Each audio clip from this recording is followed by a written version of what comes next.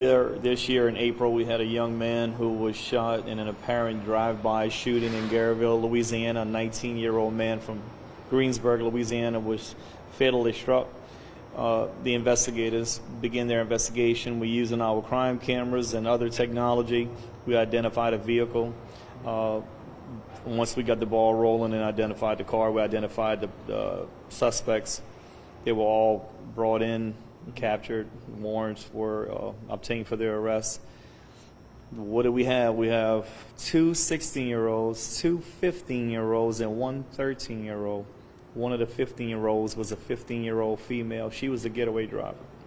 So they all have been arrested. One of the juveniles is out on bond right now, and the remaining four are still being housed. Do you know which one's out on bond?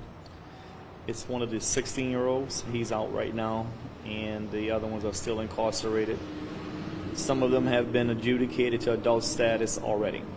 So the case is starting to move through the court system. Mm-hmm. And can you tell me, the homicide, was it a drive-by then, or what can you kind of tell? Young man standing outside in his front yard, or a front yard, I should say. The car drove by, they opened fire, striking him fatally, and that's basically it. The motive is still quite unclear, but what we have is a tragedy on all sides. Basically, you have a bunch of teenagers. Their lives are changed forever, and this young man who's 19, his life is over. I don't know exactly what is going through the minds of these young people, and this was like in the early morning hours. This is at night. Early morning, and for a bunch of juveniles to be riding around and firing weapons at this young man, it appears he may have not even been the intended target. So we know there was some feuding going on between groups, but I cannot say that specifically or guarantee you that was the primary motive. And then feuding, is it between friend groups or schools? What can you tell us about that? The groups that's in the car? Or groups that you say might be feuding. I know you say specifically might not be linked to this homicide, but what are those tensions like here in the parish? It's like everywhere else. Young people can't seem to get along. They have these feuds. It escalates to social media. Comments start getting said, being made on social media, and it escalates to gunfire. A long time ago, you'd fight and it was over with, but these days it's our young people, they don't know how to resolve conflict. I really believe that, and that's just not St. John Parish. I just think our young people, there seems to be some fascination with guns or owning a gun. Mm-hmm. And in St. John, we've been getting a number of weapons off the street, and there's a big fascination with having guns that have been made fully automated or automatic. So it's just a case where we're going to keep doing our best. Like I told you before this interview started, it'd be great when schools start, because it just seems that a lot of the kids, when we speak to them, they actually tell us they're happier in school. They'd rather be in school than be at home. And the parish has activities. I've done activities for youth to try to keep our youth busy. And I can tell you, I used to spend a lot of time trying to get bad kids to become good, but I'm spending more time trying to keep good kids to stay good. So I'm trying to reverse my energy and try to keep our youth busy, preoccupied, motivated, something else.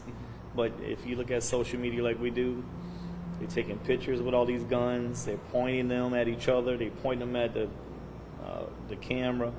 It's just it's more gunplay in my 34 years in law enforcement and 11 years as sheriff than I've ever seen before.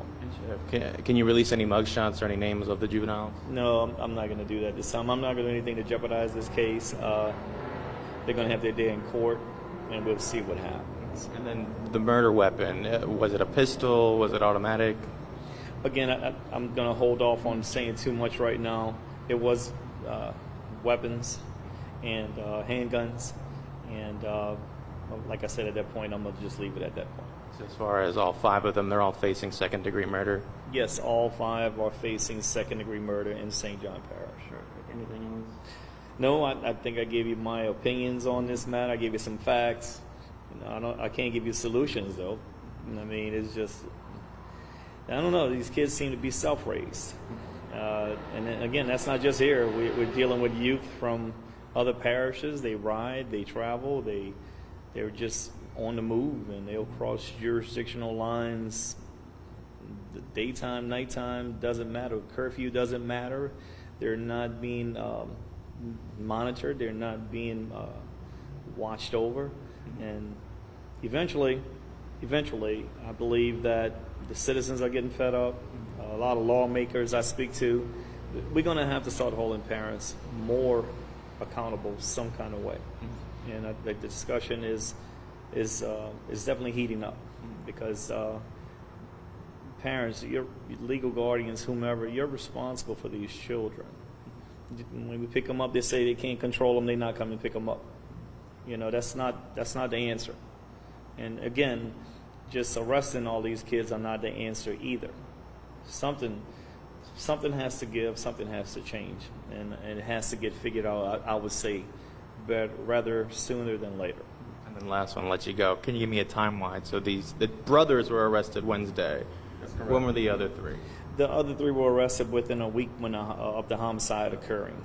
So actually, the 2 brothers that got arrested this week, the 13-year-old and the 15-year-old, they were indicted by a grand jury. And that gave us we got the warrants from that hearing, and that's how we picked them up Wednesday. Thank you so much, Sheriff. All right, Short no notice. problem. And again, looking for them 2 at the house. That's where we found out the escapee was at the house as well. And we had escapee, and we caught him with all this one within